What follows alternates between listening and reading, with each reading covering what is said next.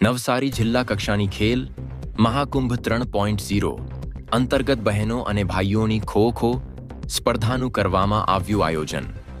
ગણદેવી તાલુકાના ગણદેવા ખારેલ મુકામે KVS high school ખાતે જિલ્લા કક્ષાની બહેનો અને ભાઈઓની ખો-ખો સ્પર્ધાનું કરવામાં આવ્યું આયોજન, જેમાં અંડર 14, 17, 19 અને ઓપન ખેલાડીઓ વચ્ચે કરવામાં આવી સ્પર્ધા. ચેમ્પિયન તેમજ રનર્સઅપ અને સારા ખેલાડીઓનું સિલેક્શન કરી ટીમ બનશે તેઓ ઝોન કક્ષાએ રમવા જશે.